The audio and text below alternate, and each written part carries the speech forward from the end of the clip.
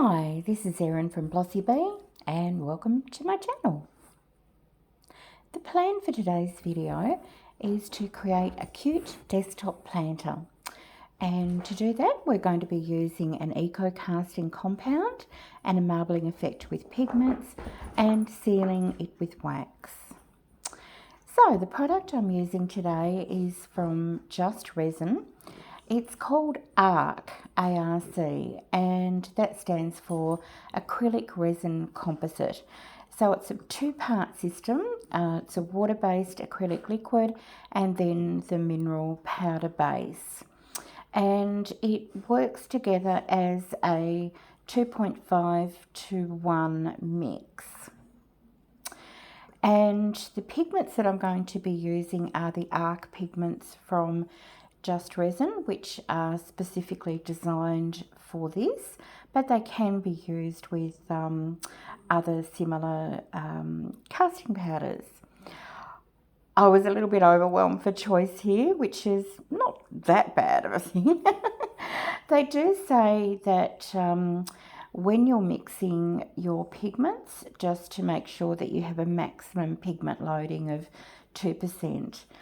Just Resin also have a calculator on their site, although, full disclosure, I did not make quite enough.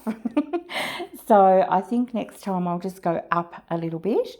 So I read that I needed 385 grams total, which worked out to 275 grams of powder and 110 mils of liquid. I did start straining the powder, like sifting it, and then I realised I don't think I really needed to do that. In fact, I know I don't, because the quick little batch I end up making up to finish it off, I didn't sieve or sift, and it was perfectly fine. So when you're putting in the liquid, they suggest that you pop in about 80% of it to start off with, and then mix it until it's a smooth paste and it's lump free. And then you add the remaining 20%. So if you're wondering why I'm doing little measurements here and there, that's what I'm doing.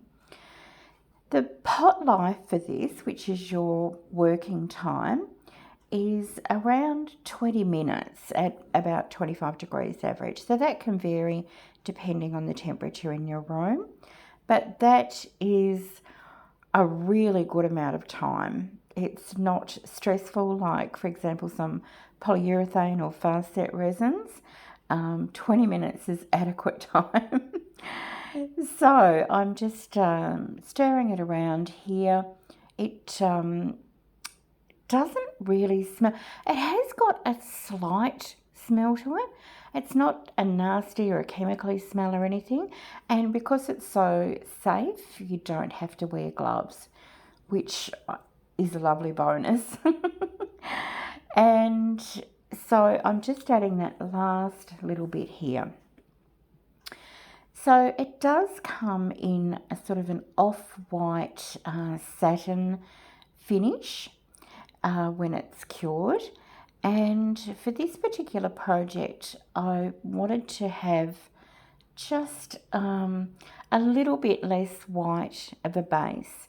So I ended up choosing the ARC pigment walnut, and I'm going to go in and use that just to ever so slightly tint the mixture so it's not that pale colour.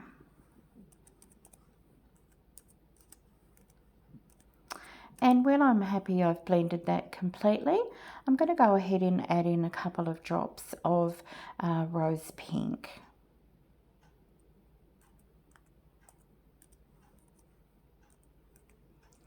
Now, because I wanted to try marbling, I'm not mixing it in fully. I'm just sort of swirling my popsicle stick through. In hindsight, I probably could have stopped and got a better marbling effect. I am really happy with how it turns out. I'm just saying next time I think I could probably try and do that. So here I am pouring it into the mould. I was going to say it's a secret mould, but you've probably seen the thumbnail of the video and can already tell what it is. This is a fairly inexpensive mould that I purchased online from Timo. If I can, I'll pop the link into the description box, obviously along with all of the Just Resin contact details for the arc casting powder system and the arc pigments. Knowing that it's got a couple of little nooks and crannies with this mould, I do go in and give it a little bit of a squish, and also later on I tap on the table a little bit. Watching this back, I don't know why I was trying to pour out of the non-spout part of this jug. I have no idea. I normally like to work in a very clean, crisp way, and that wasn't conducive to that at all. So I topped this mould up, and then of course, as always happens, I had some left over. So what I decided to do is I just got a little small oval mould, which I've used for fridge magnets before, and then I'm going to pop the rest of this mixture into that mould. I'm not panicking or rushing because I know that I've got that decent 20-minute working time. I did have the black and white pigment on hand. I'm not sure why. I think I thought maybe I could darken it or lighten it if needed, but I didn't need to. And this is a great tip when you're working with a compound like this, is to have a spare silicone, either a tray or a mould or a mat, and drizzle your leftovers onto it, because they can then be broken up and they can become terrazzo chips for future projects. So, Just Resin suggests around about 40 to 45 minutes setting time, and it does take about 8 to 10 hours to get to 80% of its strength. It will, of course, continue to harden while all of the moisture finally evaporates out of the casting. So I'm just going around the edge, peeling or picking off those little hanging pieces. They came off beautifully just with a little bit of pressure from my fingers, and I can't describe how smooth this is, and it's just silky, very hard, a really good weight to it, and so smooth. So next I am about to tackle the larger mould, our original project, and it could have gone better. It's a mould that is one of those ones that takes a little bit of probably getting used to demoulding. It was only the second time I've ever demoulded it, and yeah, look, it started out okay, and here I am just working on it, and then unfortunately I had to take it off screen and give it a bit of a heave-ho off camera. In a way, it's a shame you don't get to see it, because I'm quite sure it was a little bit hilarious. Just enjoy my fish here while I'm behind the camera wrestling, and I'm back.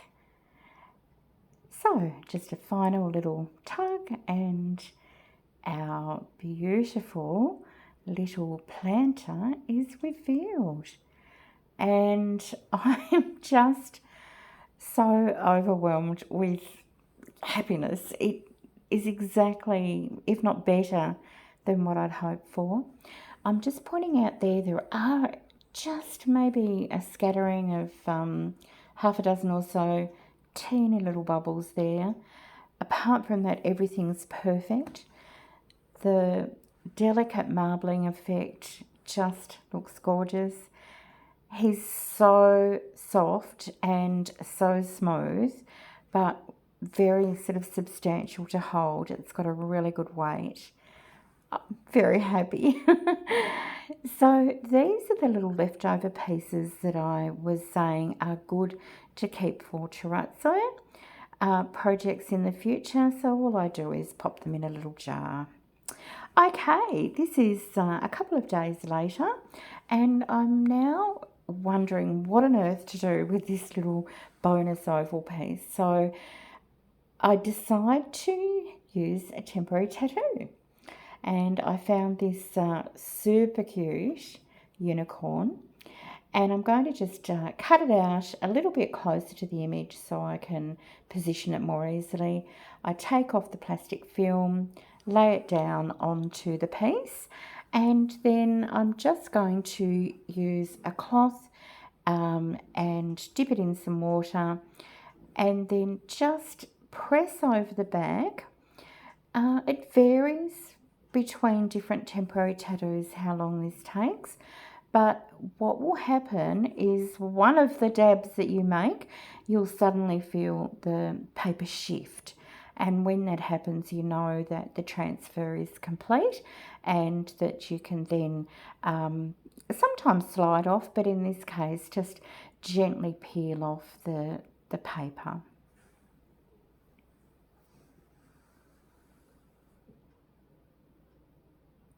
And so as I just lift the edge up here, you'll see that the tattoo below is really beautiful and vibrant.